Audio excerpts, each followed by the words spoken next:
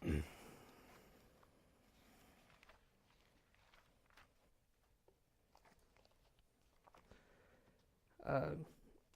morning we'll be preaching out of the book of Joshua, chapter 1.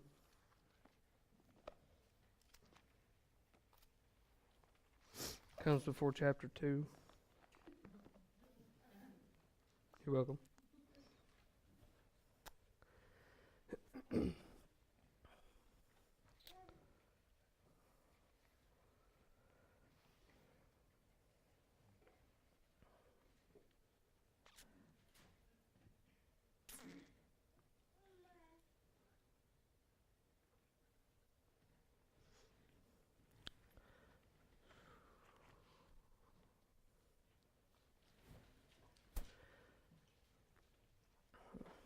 We're going to be reading verses 1 through 5.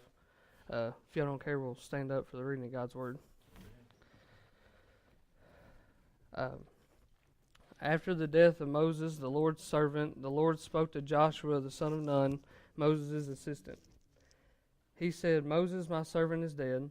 Therefore the time has come for you to lead these people, the Israelites, across the Jordan River into the land that I am giving them.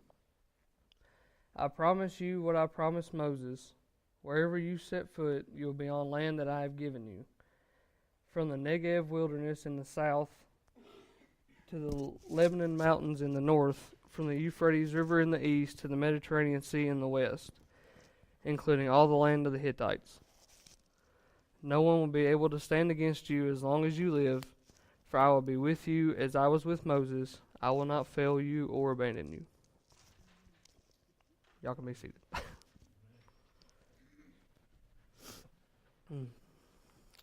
So last night as I was praying, getting ready for this morning,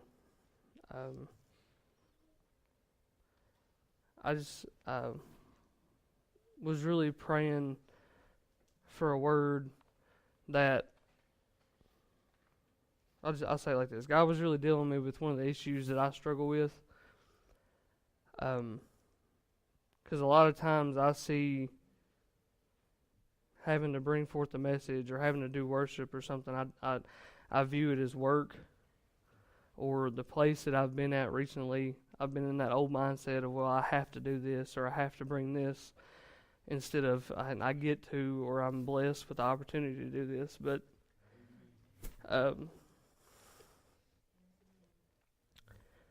so I just want you guys to know that this message this morning is from my heart and just what I felt God speak. And I was just really praying for something that would grow us as a family and, grow us closer to God and closer to each other. So versus just God help me get through Sunday morning. That I don't know. I don't know who that was for or whatever, but I just thank God for dealing with that inside of me last night. But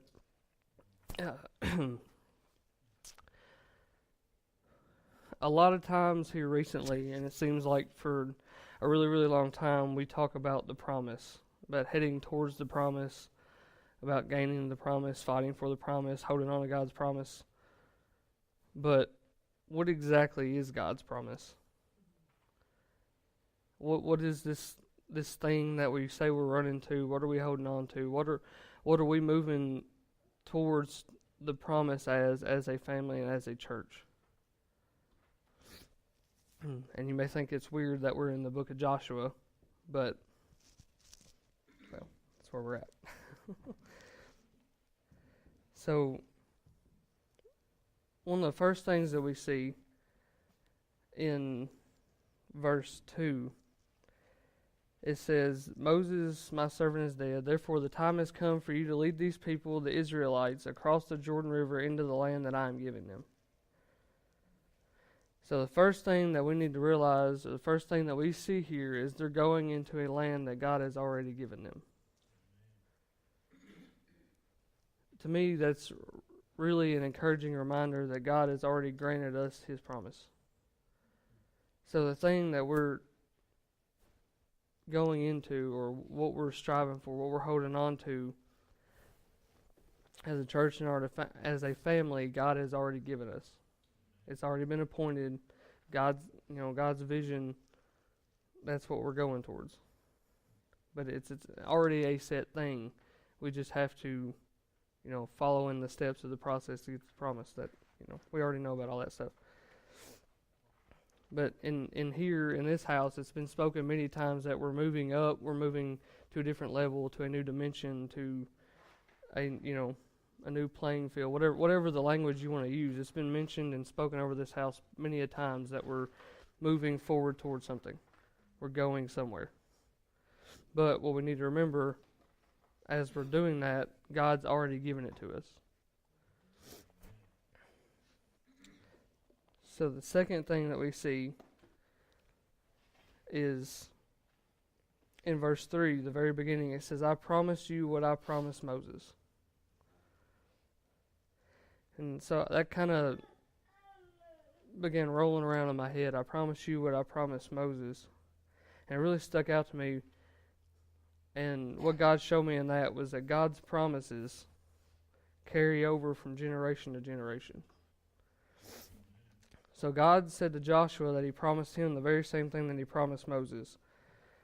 So when God gives us a promise, we can trust that he's going to keep his end of the deal, even into our kids' life, even into the next generation. So, for example, if he promised me that I would be addiction-free, he's also promised my kids, my children, or the youth, whoever I'm over, that they are now being permitted to be addiction-free. So,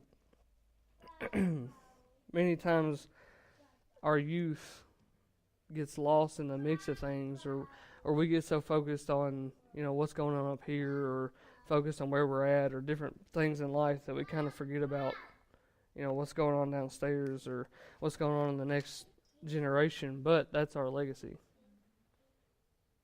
Like, not to get real deep on you or anything, but that's the next you. So if we say that our promise carries over to the next generation, whoever's coming up underneath us, that's the next us. So are we going to operate now in the promises and things that we've been given so they can operate in those same things and be permitted to have not gone through the same things that we've gone through because we've already been liberated from it?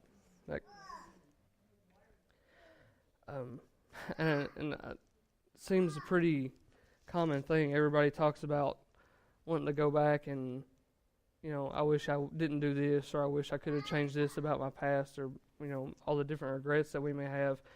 But you really do have that opportunity. You really can go back and undo what you did all those years by living in the freedom of it now, so then the generation coming up after you doesn't have to worry about that. So you really can go back and undo those things that you thought that are undoable way back when.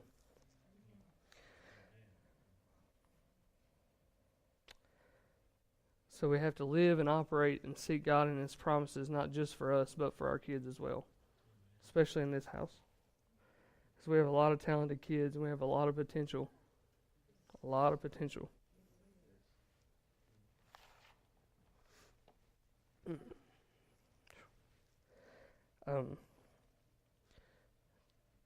The third thing we see, and I'm just going to hit on this for a minute, and I'll come back after kind of set some ground base. But the third thing we see is that wherever God tells Joshua in verse 3, wherever you set foot, you will be on land that I have given you. So wherever you walk, wherever you place your feet, it's going to be on land that God's given them.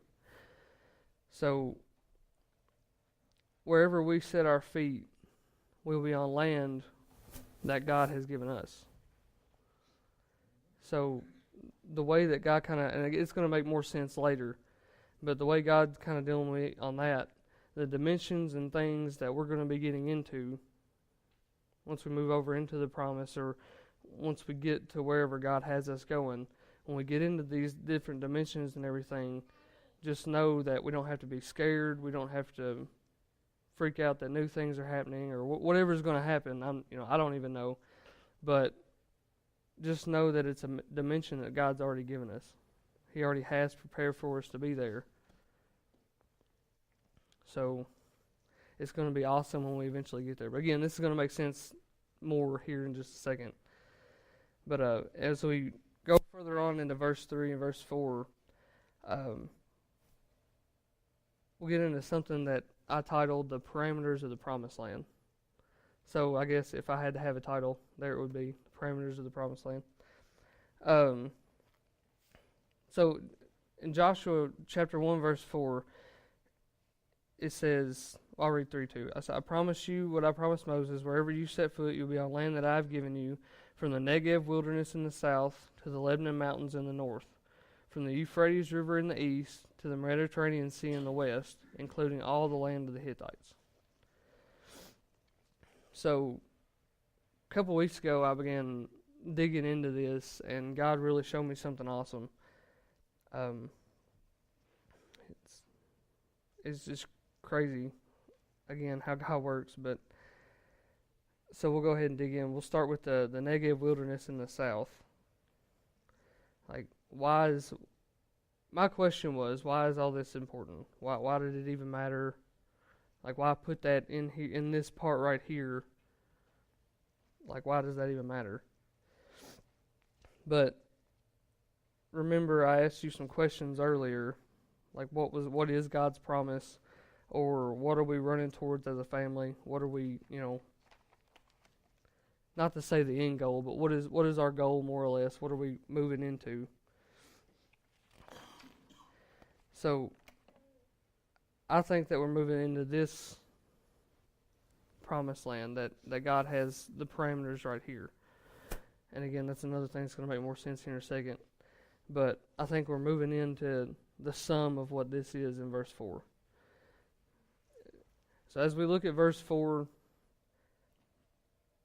mentions, we get a picture of what the whole promised land is, or what it starts to be in this part of it.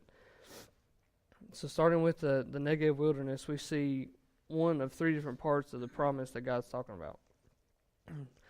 As I prayed into this, God showed me that this is the wilderness part. Obviously, hence the name Negev wilderness. So we've come to know that the wilderness is a place that we go through the process. That it's not necessarily fun, it's not necessarily easy, but the wilderness is something that we go through for cutting or pruning or whatever God needs to do in us. That's kind of what the wilderness is. But we also learned a few weeks ago when Cody preached that message that wilderness was always meant to be a celebration. That was God's intent whenever he brought the children of Israel out of Egypt, was to worship with them one-on-one. It's also a place that God protects and leads us and keeps us safe. So, I don't know how your walk's been, but whenever I think of the wilderness, my wilderness hasn't always been that great. I've not ever seen it as a celebration or a worship or anything like that. But as I dug in, I looked up the Hebrew word for wilderness that it's talking about here in Joshua chapter 1. And the Hebrew word for wilderness is midbar, which means the sense of driving, which is the way I kind of took is like a cattle drive, more or less, and a pasture or desert. So, when we think about the children of Israel going through the wilderness, God was driving them out of Egypt. God was leading them, but like you lead cattle, more or less. I don't know if you get that picture or not, but not to say that we're cattle. That sounds kind of bad, but you get what I'm saying. But he's leading them out of Egypt, leading them out of bondage, and all that. And I was like, that's great, that's cool, nice Hebrew word there. But I didn't know that really. I don't know. It really wasn't satisfying what I thought God was doing here. But then I found that the Hebrew word midbar is actually derived from the root word dalbar. Hope I'm saying that right.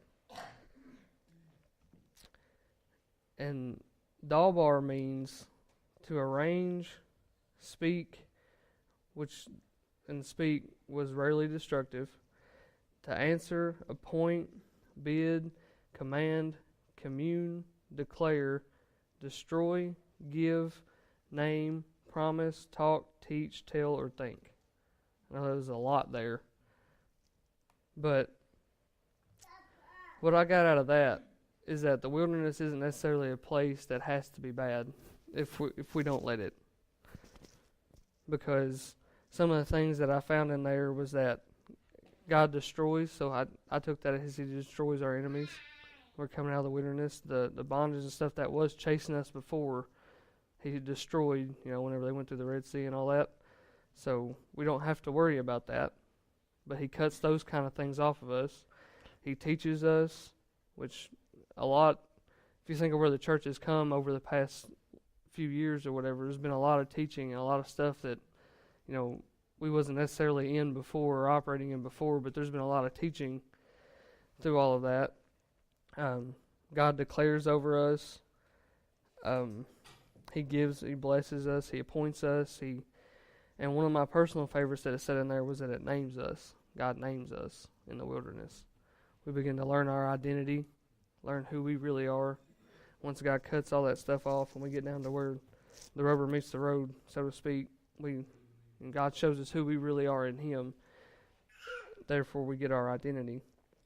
So that was one of the parts of the promised land that God was showing me that.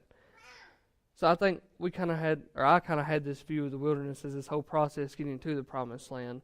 But the wilderness is something that's still a part of the promise. So we're not always going to. It's like when we get to the promise to start operating in what God has us operating in, we don't always. Some things, old mindsets are still going to be there, and different things that we still have to go through the wilderness for God to break off. And we're still always learning. We're still always moving forward. It's not necessarily a bad thing, but it's still always a necessary part of the promise. So when we look at it that way, the process really doesn't seem as bad as it sounds.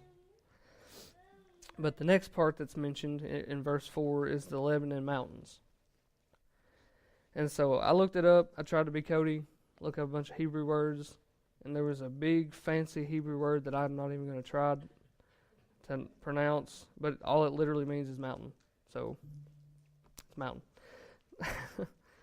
But after further prayer and thought and meditation, what God showed me, the devotional lifestyle is often referred to as the mountain of devotion. So as we know, devotion, it's our day-to-day life with God. It's, being with God, face-to-face communion, just us and Him, day-to-day, what we do to grow a relationship with God is our devotion. So whenever anybody ever tried to hike up a mountain before? Yeah. There's lots of different levels, lots of different, paths and different things, lots of different places you get to. And what's really cool is I hiked up, the first time I ever went to Gatlinburg, I hiked up like one of the tallest points on the Smoky Mountains that was there or whatever. Yeah, it was really difficult. But the cool thing is that along the way there was different stops that showed us, like there was a waterfall and different sightseeing, different things, but it was at different levels along the way. So I think that's one of the reasons why it's called the Mountain of Devotion, because not everybody's going to be on the same level. Everybody's still climbing the same mountain of devotion, but when we get to certain spots, there's different things to see. There's different things that we learn. There's different things that we experience.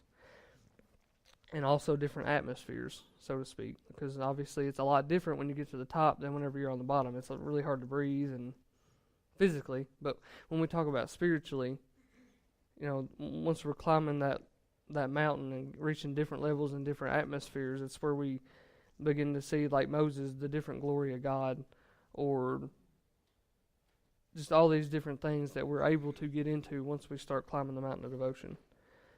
So that's another thing that I think that is in part of God's promise, is just closeness to Him, more glory, more opportunity, not to move up the ladder. I keep doing this, I don't know why, but like it's a mountain. But more opportunity to grow in Him and face-to-face communion with Him and just to reach the levels that you've never reached before. And the last part is one that really kind of hit me, was the two bodies of water that are mentioned. It was the Euphrates River in the east to the Mediterranean Sea in the west. And it's actually kind of funny. Debated whether or not I was going to share this. It's somewhere in my notes. I tried to draw a diagram of this little map thing, the parameters, and I got my east and west backwards, so that was really weird. It was really embarrassing, but whatever.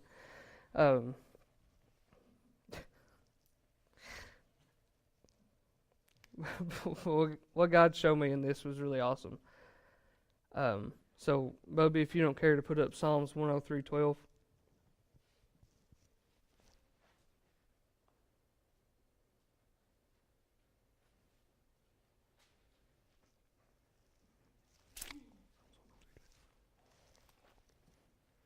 Psalms 103:12.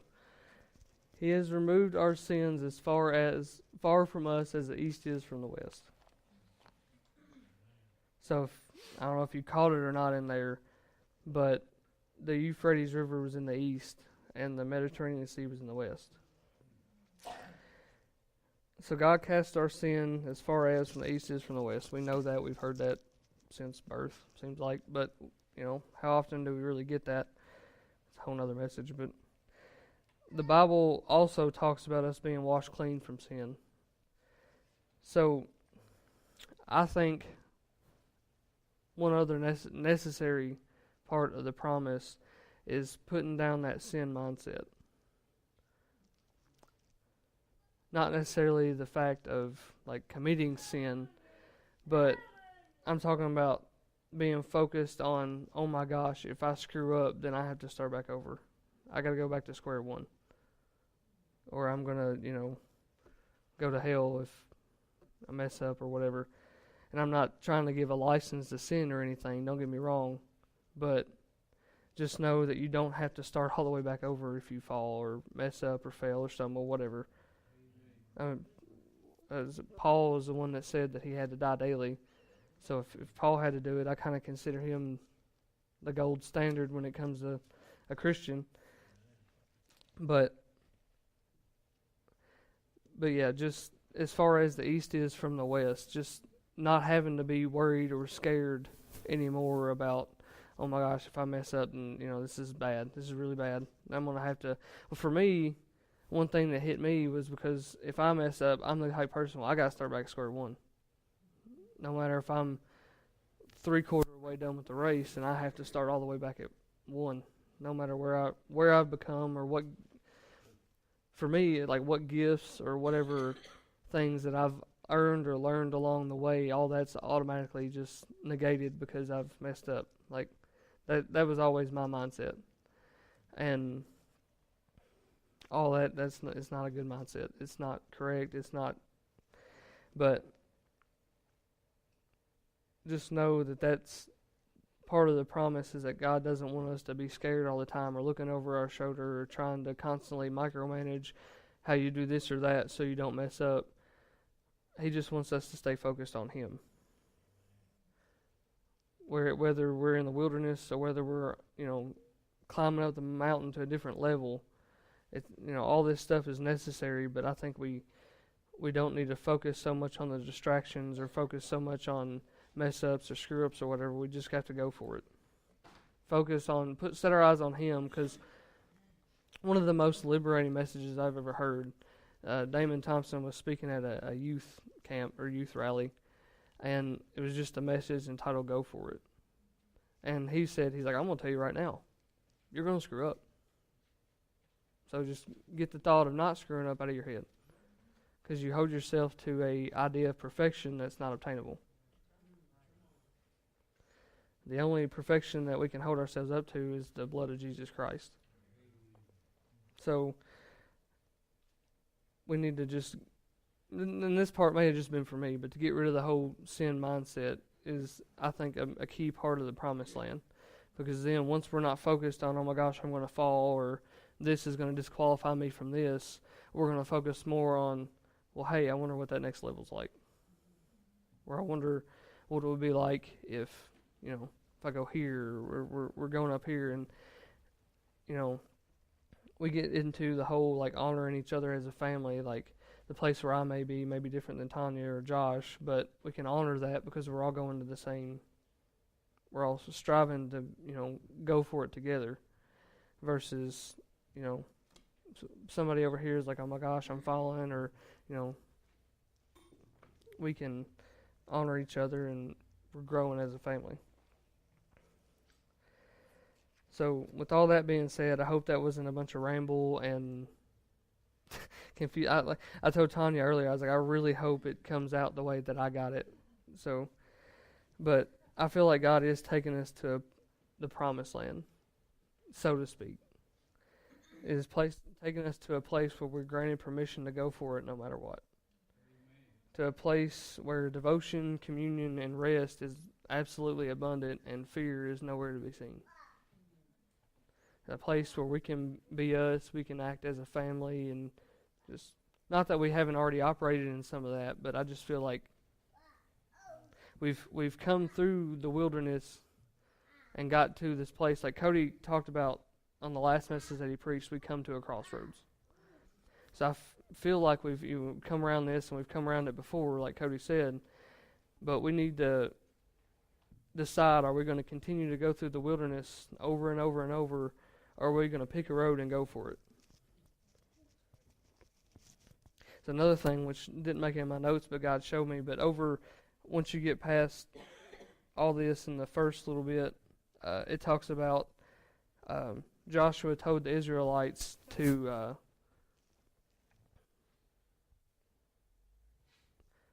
all the strong warriors, make sure they were fully armed, and leave the other tribes and stuff, like stay there where they were at, so then they could go fight and obtain what God had given them. So just know that it's not always going to be easy.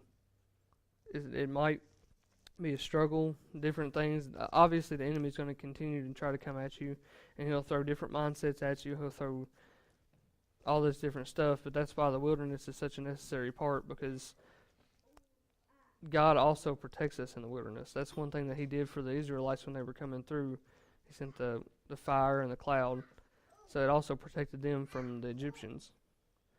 So we need to, whenever we're obtaining these different things and we're growing, we also need to rely on God to help fight our battles, which we already know that. We've come through that also. But once we put our focus on him, all this other stuff that we're all worried about, which isn't our job anyway, becomes a whole lot easier because God's the one that's actually taking care of it.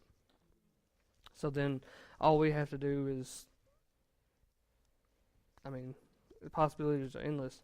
I told you I would come back to that one part.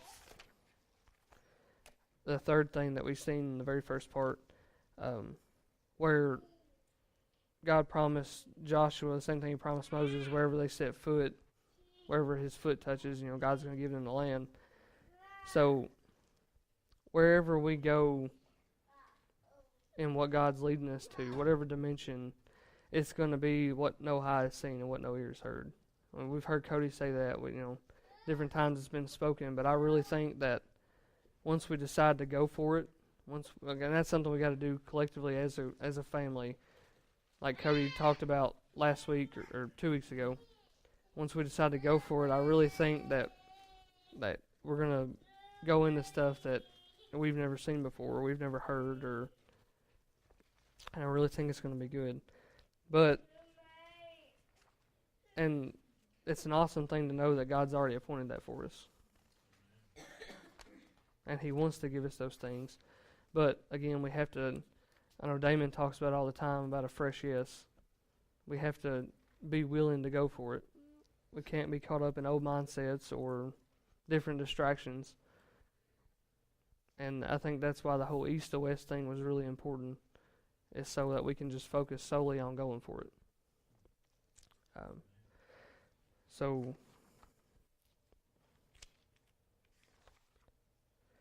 with all that being said, I'm just going to let you guys know my choice, my option, what I'm choosing is to go for it. And to be completely honest, for a long time, for a while now, I haven't been going for it. To be completely real with you, I ain't been going for a whole lot of nothing. But we had a really good time Thursday night here, and just that's my option. That's my choice. That's what I'm choosing, is to go for it. So